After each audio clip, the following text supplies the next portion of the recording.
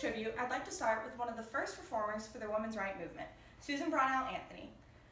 Susan B. Anthony was born mid-February 1820 in Adams, Massachusetts, into a Quaker family that felt very strongly about social equality. Anthony very quickly followed in her family's footsteps to help fight slavery in the United States. She thought that all people were created equal and should be treated as such. Although she was known for her women's rights movements, she started fighting just anti-slavery.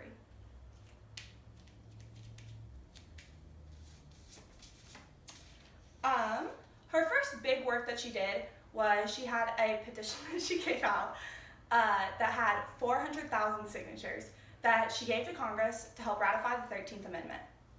And where'd you get these signatures, you might ask? Her best friend, Elizabeth Stanton, and her founded the Women's Loyal National League in 1863 to abolish slavery. The primary mission for this original organization was just slavery, where they focused on helping get the 3 amendments that gave those men the right to vote. However, after they passed the 15th Amendment, Anthony was not satisfied with the work that had been done because women still did not have the same rights as men. She decided to break off and form her own organization after attending a women's rights convention in Syracuse, New York, and she founded the Women's National Suffrage Association. In this organization, they allowed men in. However, men were not allowed to hold any position of power in the organization. It was completely led by women. However, they found problems going to different speaking opportunities and different conventional activities because women did not have the same power that men had in politics since they were never given the right to vote. While Susan B. Anthony led this organization, she also published a paper called The Revolution, which was a weekly paper that went out that lobbied for women's rights. One of Anthony's most popularized or publicized events was in 1872 when she decided that she was going to vote in the presidential election, which was illegal for women. After they found out what she had done, she was arrested and tried for a fine of $100. Anthony fought it for a while, and eventually they stopped coming after her, and she never paid the fine. In addition to this show of rebellion, she spoke all over the country, trying to gain support from fellow women and men that thought that this was the right cause that they should be following.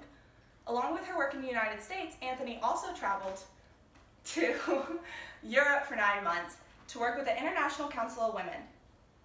This was a group of women from all over the world that saw that women were not being treated equally no matter where they were, and that they were overpowered by men. And this group of women was so well respected that President Cleveland invited them to the White House for a dinner and hosted them with his wife and family just to show him that he supported them in the work that they were doing.